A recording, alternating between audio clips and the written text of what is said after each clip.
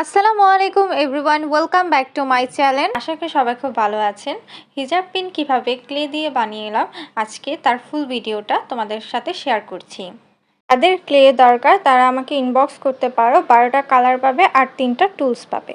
Viral এই clay দিয়ে আমি হিজাব পিনের সানফ্লাওয়ার বানিয়েছি। আমি 12টা কালার থেকে 2টা কালার চুজ করেছি, যেহেতু সানফ্লাওয়ার বানাবো তাই আমি ইয়েলোটা এবং কালোটা ইউজ করেছি। তোমরা চাইলে যে কোনো কালার ইউজ করতে পারো। এই 3টা টুলস দিয়ে বিভিন্ন ডিজাইন করা যায়। আমি ফার্স্টেই একটা হিজাব পিন নিয়েছি। একটা হিজাব পিন দিয়ে আজকে সানফ্লাওয়ার বানাবো। এই ভিডিওটা যদি ভালো লেগে থাকে তাহলে আমাকে কমেন্ট করে জানাও, আমি আরও কয়েকটা হিজাব পিনের টিউটোরিয়াল তোমাদের সাথে শেয়ার করব। ইয়েলো পিন নিয়েছি আর ইয়েলো কালার সানফ্লাওয়ারের সাথে ম্যাচ হয়ে গেছে। এখানে ইয়েলো এবং ব্ল্যাক দিয়ে আমি সানফ্লাওয়ারটা পুরো টিউটোরিয়াল করব। ফার্স্টেই তোমরা ক্লেটাকে নিয়ে বানাতে যাবে না, কারণ ক্লেটা অনেক নরম এবং সফট ভিজা থাকে। যদি ফার্স্টেই তোমরা ক্লেটাকে নিয়ে বানাতে যাও তাহলে কিন্তু একটা আরেকটার সাথে লেগে যাবে। আমি অনেকবার মিক্স করে নিয়েছি। অনেকবার মিক্স করে নিলে সেই ভিজা ভিজা ভাবটা আর থাকে না, তখন বানাতে খুব সহজ হয়। এই তো আমি বেলুন দিয়ে ফার্স্টে একটা গোল করে নিচ্ছি।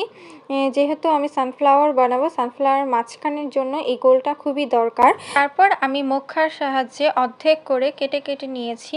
আর যতটা শেপ সুন্দর হবে সানফ্লাওয়ারটা ততই সুন্দর হবে। যদি তোমরা মুখা দিয়ে করে নাও তাহলে সানফ্লাওয়ার শেপটা অনেকটা সুন্দর হবে। তো এরকম করে প্রত্যেকটা আমি ভরাট করে নিয়েছি। এরপর আমি ব্লাশ অন সেট দিয়ে মাঝখানে একটু কালার করে নিয়েছি। আলোটা আমি চ্যাপটা করে চারদিকে গোল করে ভরাট করে নিয়েছি। তারপর আমি ছোট ছোট করে গোল গোল করে যেটা চ্যাপটা করে গোল করেছিলাম ওটার উপর দিয়ে পুরোটা ভরাট করে নিয়েছি। তারপর আমি মাঝখানে যেটা খালি ছিল ওটাকে ভরাট করে নিয়েছি কালোটা দিয়ে।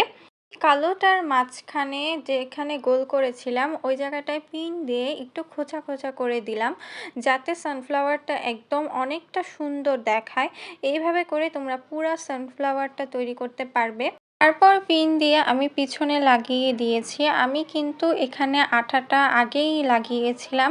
এখানে ভিডিও করতে আমি ভুলে গিয়েছি, স্কিপ করে ফেলেছি। তোমরা কিন্তু আগে আঠাটা লাগিয়ে নিবে, তারপর পিন লাগাবে, না হলে কিন্তু পিনটা থাকবে না এবং ফুলের সাথে অ্যাডজাস্ট হবে না।